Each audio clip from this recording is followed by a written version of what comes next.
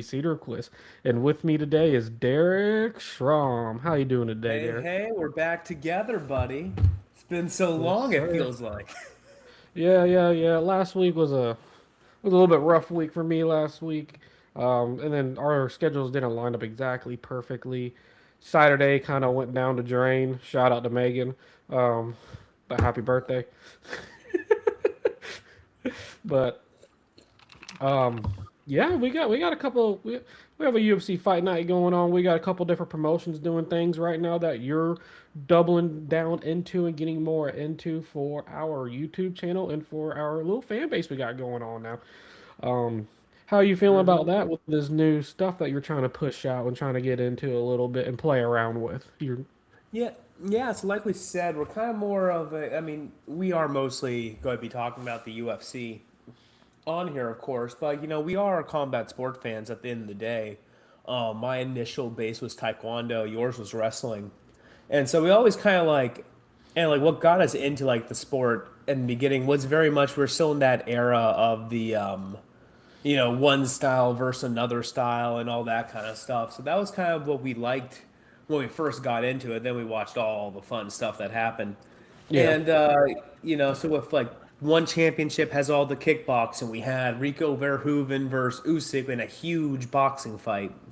Obviously, Verhoeven was a kickboxing champion. So it's kind of one of those things where it's like, let's talk about the other big combat sports things that obviously we want to talk about, and then it's yeah, just like kind of as a what do you call it, like keeping up with the different combat sports is something we want to kind of really do. So yeah, I'll be keeping up with like the one championship Friday fights for sure, and their other fight cards. RAF is this weekend. Holly Holm versus Chelsea Hand 2 is this weekend. I believe that's going to be on ESPN actually.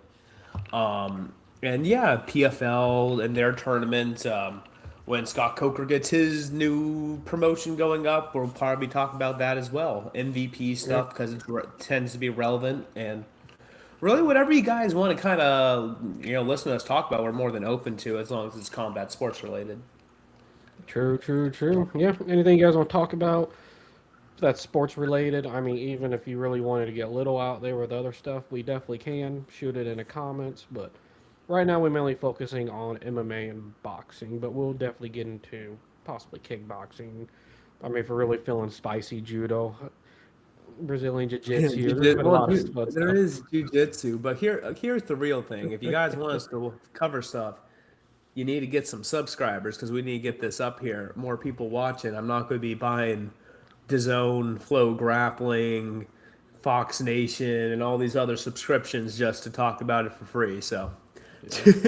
Yeah, that's the truth. That is the truth. But hey, we're getting there. We're getting the subscribers up. We're getting to the new heights, new places. And we're banging it out. Over 100,000 views now across all platforms, so we're getting there. Shout out to everybody that's been watching. But hey, let's get right into it. We got a banging fight coming up with you this Saturday at 7 a.m. If that is that correct, Derek? yeah, early in the morning Yeah. because they will be in Macau, Eastern time. China. Yes. Yeah, Eastern Standards. The prelims start at 4 a.m. You know, I'm pretty sure the main event starts around 7. Yeah. Main event starts around 7 Eastern time, but we're gonna get right into it with we're going from the top bottom on this pod. Starting off with a great bantamweight fight. Song Yudong against Davidson Figueiredo. Um, Off the bat, every time I see Davidson Figueiredo's I keep saying a lot, but Davidson Figueiredo's name pop up in a fight. Yeah. There are so much mixed emotions with this fight. I think it's just because he fought the same dude 4 times, and it got Yeah, his ridiculous. just absolute war with Brandon Royval. And, Yeah, like, he's such an important guy in the flyweight he division. is. Obviously, he got the championship from Joseph Benavidez, who was like Yeah, the perennial number 2 guy while DJ was there, and outside of Cejudo, of course, who went through yeah, like a wrecking ball. yeah, And he played such a role in like getting it to that next stage, both with like the Benavidez dominance, but then when he went and fought, he defended against Alex Perez, who's also on this card actually. But then his wars with Brandon Moreno, and then Moreno ended up losing to Pantoja, of course, and Yeah. we're here where we're at now. So of course it's kind of the story goes on, but it's always good to kind of return to a champion who's now up a weight division. Yeah, yeah, which he's not the biggest guy, but moving up a weight division later in life, obviously, older you get, is never a He was bad a he thing. was a bit of a weight bully at he was a bit of a weight bully at flyweight. Definitely not the Yeah, biggest that's guy flyweight. Yes. in bantamweight, and No. Song Yadong, he's fought coming off Sean O'Malley. Sean O'Malley's much bigger than Davison Figueiredo. Correct. Oh yeah, Sean O'Malley's significantly bigger than Davison Figueiredo, but Yeah. um, this this is gonna be a really fun fight. You should definitely expect elite volume, high pace, a lot of striking in this fight. It's going to be very consistent fight. Song has a massive youth and speed advantage against him, but for Yeah. me, Figueiredo's definitely a true veteran in the game. But Song's I was technical, listening to an interview. Song Yadong thinks the majority of the fight's going to be on the feet. And yes, I definitely think at this point, if it's on the feed, Song being the more, like you said, the more athletic, younger fighter, I believe he's 28. And yeah, Davison starting to get up there. I forget what age he is. But yeah, it's kind of one of those things. If it is on the feed, you got to favor the younger guy in that, don't yes, you think? yes. Definitely favor a younger Yeah, guy. Davison 38. So. Yep. Um, Song Yudong's coming in at a 140 favorite, so ever so slight favorite with Figueiredo coming in at a plus 115 underdog. I agree with that. I really do lean slightly, ever so slightly towards Song Yudong. I think Hmm. he's getting to the point. Well, Figueiredo used to be extremely fast. He still is extremely fast, but it's not Yeah, quite what we he's saw definitely a 4 or 5 years faster ago. Oh yeah, no, it's no, there's no doubt about his speed, but I just think Song Yudong would be able to maintain that pace and be able to kind of outstrike him throughout the fight. Surprisingly, yeah. guy. But What's interesting is both these guys are pretty middle of the pack yeah, in that way in their bantamweight careers. So at bantamweight, Davidson has wins over Rob Font, Cody Garbrandt, Marlon Vera, Montel Jackson, and mhm, losses to Piotr Jan, Corey Sandhagen, and Umar Nurmagomedov. So, he's cleared that bottom tier. Marlon Vera is definitely good at that point. Meanwhile, but he struggled against the top, and now Song Yadong has fought his entire career at bantamweight. I'm pretty sure, so I'm not gonna go back to all of it. But his no, more recent run wins over Marlon Vera, Casey Kinney, Julio Arce, Marlon Marias, Ricky Simone, Chris Gutierrez, Henry Cejudo. But losses over Sean O'Malley, Piotr Jan, Corey Sandhagen. So again, one of those guys that so kind of incredible struggled at the losses. top of yeah, Yeah, like again, both guys credible losses. yes, Um, but beats the other guys, and this is where it's kind of one of those things. If they're both middle of the pack guys, again, I think I gotta favor the younger fighter. But Song Yadong, especially in that Sean O'Malley fight, he showed how tough he was, but there was just such defensive last in his game, yeah, and he wasn't able to out footwork Sean O'Malley. And yeah, that's a tough task, to be fair. Not anyone yeah. can do that in this division, especially. But because of that struggle, it's kind of like you look at Davison, and he doesn't have the footwork of O'Malley, probably not the same power, but he does have power. He does have speed. But it's one of those things. If Davison shows up old in this fight and his speed is failing him, I think it's Sean's fight to win, especially at in a 5 round fight. Yeah, it's definitely his fight to win. I have this fight going to decision. Song Yeah, I think Yudong I winning think by decision. Song gets it done late. Yeah, yeah, it definitely. I very unlikely that there's going to be a extremely early finish in this fight by either one of them. I will say if Song Yadong does beat him, this would be the first champion that he's won against. I know he did win against Henry Cejudo, but if I remember right, there was something weird with an eye poke in that fight. I can't remember. But outside of so if he technically okay he has the win over Cejudo, so I can't remember if there's an asterisk on that or not. Yeah. But again, so if he does beat Davison, that would be his second champion he's beaten. So. Yeah. Step up for Song, and again for Davison. If you beat Song Yadong, you're kind of get right back involved in the top of that division. Obviously, he's coming off against the loss to Usman Nurmagomedov, but Yeah.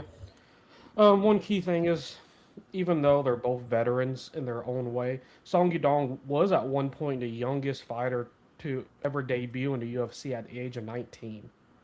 He made is his that UFC true? debut. Wow. Yeah. At one point, But- yeah, because Rosas came in later, but Yeah.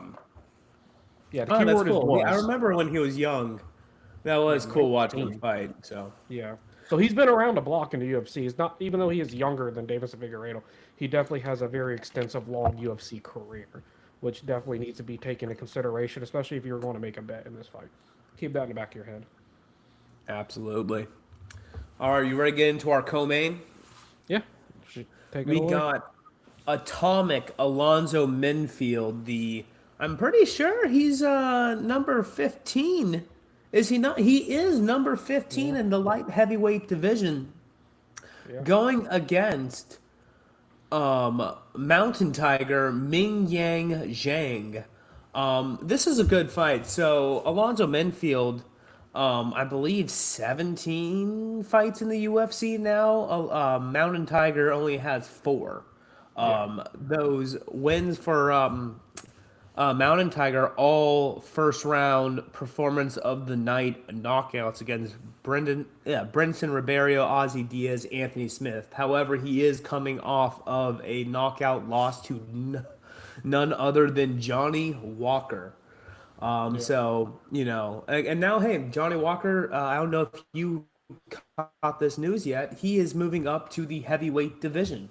So that's going to be fun. We'll talk about that another time. Him and Alexander Rakic both leaving light heavyweight. But yeah, just lost Johnny Walker last time out. And meanwhile, Alonzo Minfield, he's always up and down, up and down. He did have that good 4-fight win streak until he came up against Carlos Ulberg, the now champ. And he's bounced back up and down, but he's currently coming off of a first round knockout to Volkan Ozdemir. So again, these are guys where they are tough in their division, but every time they get a couple steps up, they've in Zhang was his first time, first time getting knocked down. Alonzo's been knocked down a couple times now, but fighting for the number 15 rank in the light heavyweight division. What do you think about this fight? Man, this is a classic clash of raw physical power against precise striking and mechanics. Minfield These will. dudes are jacked. Look at their pictures if you haven't seen it yet. I haven't seen like a recent pictures of him. Minfield was looked at. Will look to close the distance and land a lot of huge overhand rights is what's his thing, but his gas tank often is what makes him not quite be able to do it in a lot of fights. Yeah. Other guys He should struggled. use a measured approach to pick him apart and let him wear that gas tank out, and that's how he should be able to win the fight. But Ming Yang, I think he's 27 years old, so he is. I'm pretty sure the younger fighter here. Alonzo, how old is he now? 38. Yeah, and that's the thing. Alonzo Minfield, he's only just now kind of really getting up into the rankings, so you kind of forget that he's been around for a while. But Ming Yang is pretty new to the UFC still. Like I said, only 4 fights in, but I think he kind of has what it takes, and he's going to be in China. So I think he's going to have the hometown advantage here, obviously, and he's the co-main event. I think they're definitely trying to put a spotlight on what should be a fun action fight, like you were saying.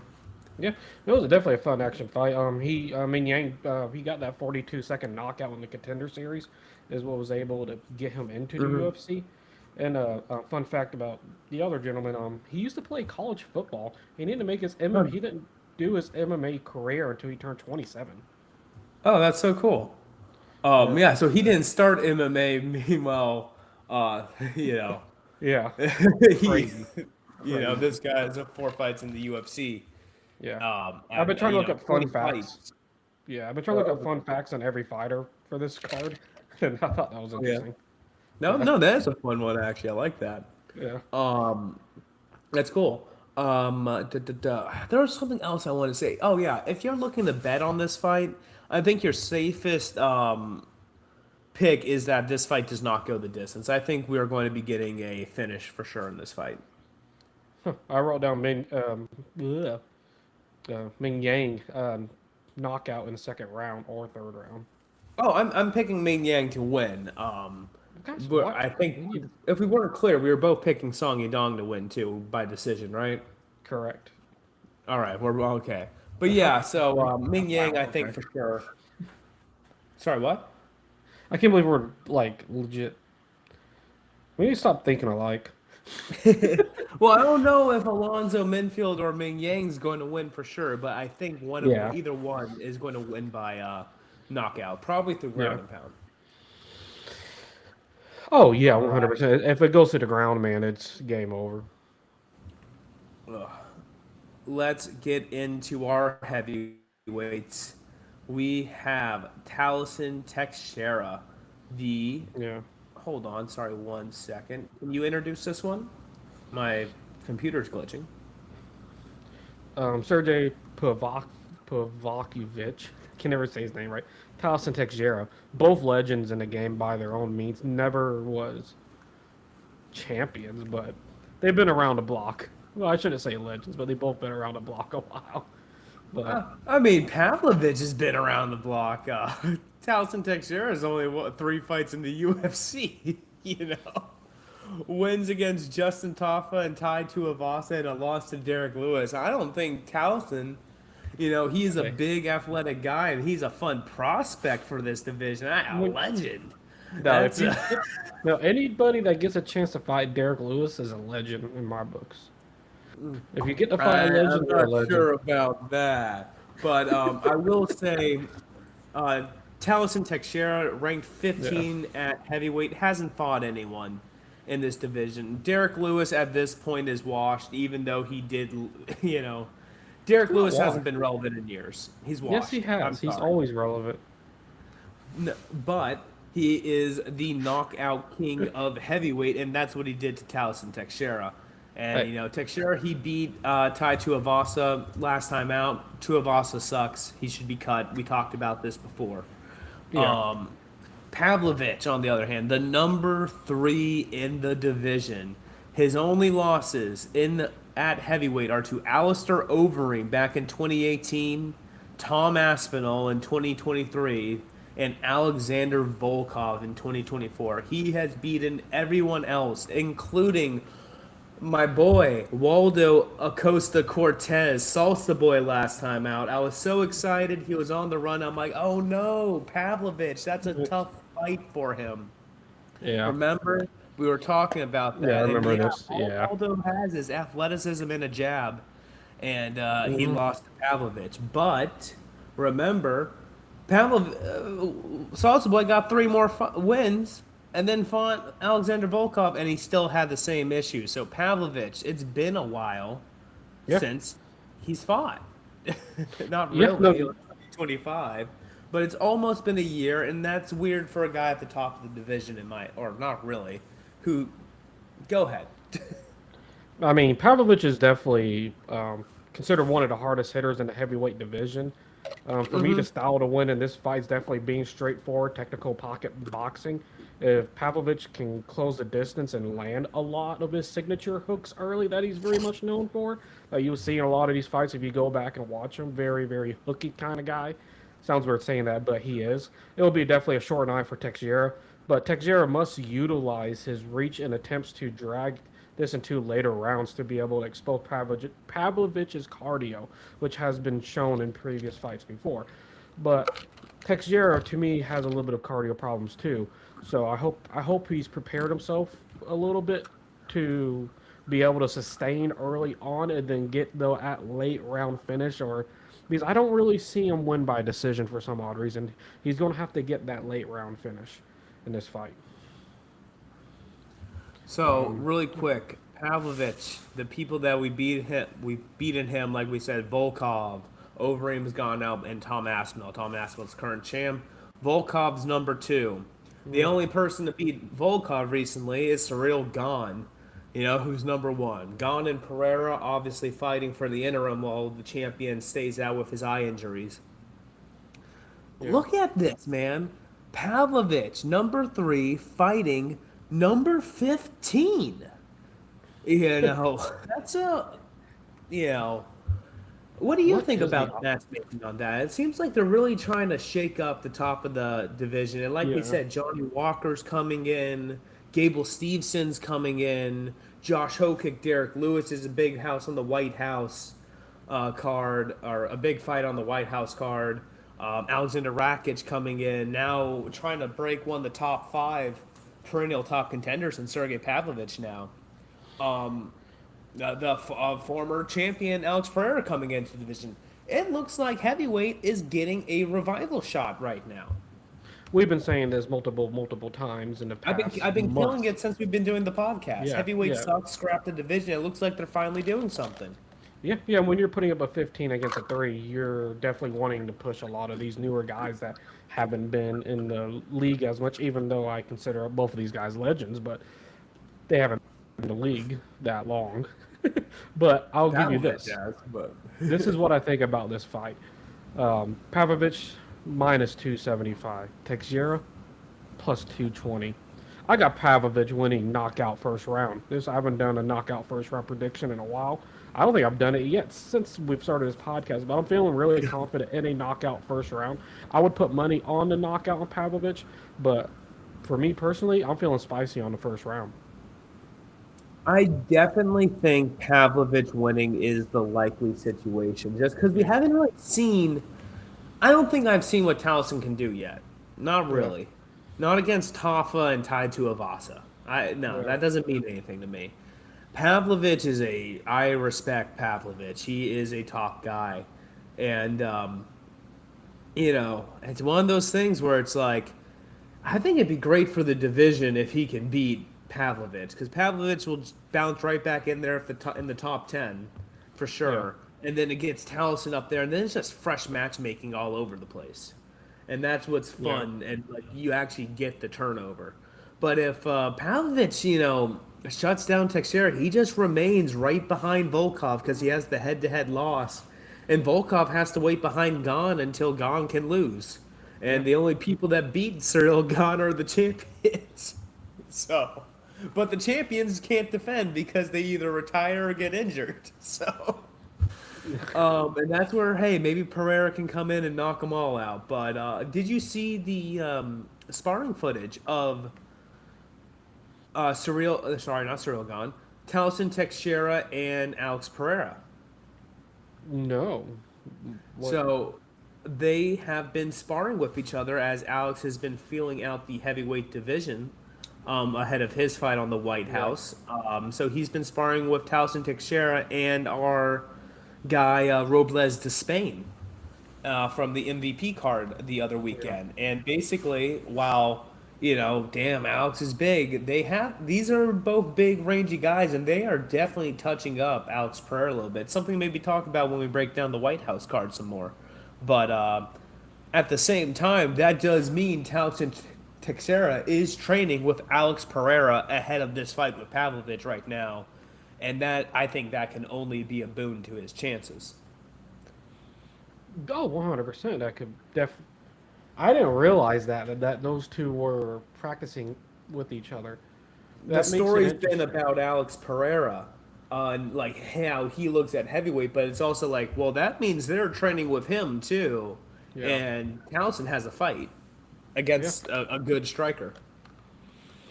Yeah, that makes sense. Towson has a fight against a good striker, and my biggest worry is the cardio in this fight. And if he's training with him, definitely going to be improving your cardio against somebody at that high of elite striking level from kickboxing world. It can only benefit in every single way of the categories that I was having cons in for this fight. That I might have to go. I might have to go back on my. No, I'm still going KO round one. All right, let's. Okay. You know what? Some disagreement. I'm going Towson Texera KO in round two. Anyways, let's get to Totally our disagree. next fight. Um, I don't know why this fight's on the main card. And, Yeah. when you were saying like I can go into detail about the top four, I don't want to talk about Alex Perez. I don't want to do my research for the bottom of the main card. I just want to talk about the top four. And I looked at, it, I'm like, okay, the main, the co-main, the feature bout, those make sense. And then I'm like, Yeah. why do you want to talk about Kai Asakura yet to get a win in the UFC? And Cameron Smotherman only one win in the UFC against Jake Hadley, or sorry, only one win in the UFC against Jake Hadley, who I just talked mad crap about in my PFL video that I released earlier today. Yeah. Um, so why did you want to talk about this card? Because I don't have much to say about it. Well, gosh dang it. I did do some more research on it because I was thinking about that, and Like this my guy phone didn't is even not win his staying up. Dana White Contender Series fight. What was the fun fact I wrote about this? I couldn't find crap. Yeah, that's right. The thing I wrote is we're talking about the Kai and Cameron fight, right? Making sure. Yeah, we're yeah. saying- yeah. Kai is a former risen bantamweight champion Yeah. who transitioned to the UFC. Like you're saying, Who Cameron, did beat Juan Archuleta, who's actually really good. yeah, and Cameron Smotherman notably stepped up on a short notice to compete in a high-profile flyweight bout. And for some reason, I didn't write the names of that bout. I don't know why. His debut was a title fight against Pantoja, so like he is That's far it. better That's than Cameron Smotherman. that's Like, right. That's right. Yeah. The betting odds on this fight: Kai coming in at Kai coming in at 300 favorite, and Cameron Smotherman coming at a plus 240 underdog. That's a pretty significant underdog, especially in matchmaking for a main event or not main event, a main card bout. Um, Yeah. yeah. What else did I write? Why? Where am I at? I did give a knockout a prediction. There's going to be a knockout in round two with Kai by knockout in round Oh two. yeah, I think Kai Asakura is going to Yeah. whoop ass. Like, Yeah. for sure. Smotherman is definitely a tough, durable fighter, but he struggles with fighters who can match his pace and heavily outstrike him. And especially at kicking range, he has not been good against people that can kick well. Um, Hazuka should dismantle Smotherman from distance while avoiding the grappling exchanges. If he can avoid that, it's a game over. Yeah, I think you're pretty fair with that. I don't think Smotherman has much for Kai Asakura. No. If he can beat Kai Asakura, that would be, I think, honestly rather impressive from Smotherman. I'd have to kind of rethink his entire, um, you know, um, damn, I'm blanking. I'd have to rethink his prospects. I mean, of course, Kai Asakura is yet to win a fight in the UFC either, so we have to,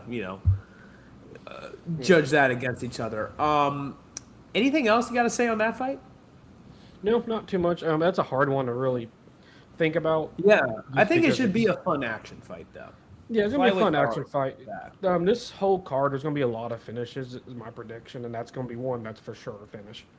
It's a on the road card, and it's funny because we used to think of like the China cards when they're on the road as like these aren't as good. They're kind of lower level names, and for sure that is the case here and there.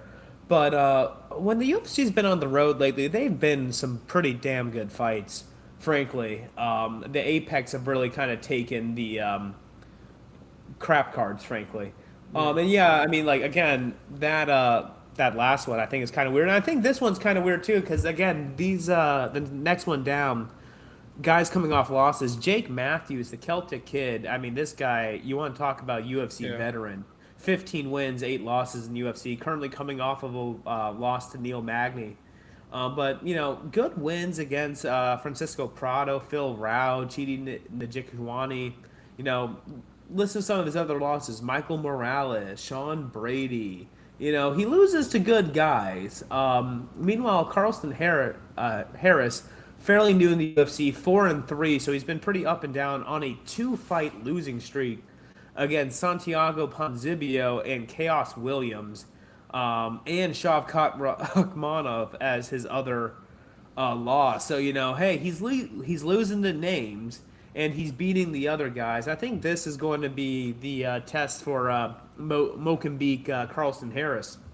Um, Jake Matthews is kind of playing the role of the gatekeeper in this fight, but you know, Jake Matthews is not someone to count out. I think he is a tough, experienced fighter at this point. He can definitely get you in submission. He has 9 wins by it. He can knock you out. He has 5 wins by it, and he can beat you in decisions too. He has become a very well-rounded, tough out for most guys in the division, and it's not like, you know, unless they're, you know, top guys, you know, he doesn't get rolled over too much these days. So Carlston Harris, I think, has his work cut out for him, but I think the main factor here is, you know, actually, never mind. Do you think Jake Matthews is going to put it together and get the win here, or do you think Carlston Harris is going to get it done? What do you think? Carlston Harris, the older fighter. Carlson Harris is definitely a crafty submission guy with heavy hands. But Matthews has superior cardio in wrestling. If Matthews can neutralize this, he can definitely dictate this fight and have top control. But I don't know. I have Jake Matthews by unanimous decision was my prediction, and I do know that for some reason, if you can hear me, Derek, it's freezing on your side completely for the past minute. Yep, my So I've been internet talking. just kicked and came back in. I don't know what you last heard. Basically, I was saying Jake Matthews, Carlson Harris. Do you think Jake Matthews, the younger fighter, can put it together, even though he's playing the gatekeeper role here? Jake Matthews definitely has the superior cardio and wrestling experience in this. If Matthews can neutralize Harris's early power and secure top control on the mat, he will easily dictate the pace of this fight, and that'll be his way to victory. I bet you didn't hear me again, but I did answer it again. Um, I don't know if I want to answer it a third time, but it seems like you might be frozen.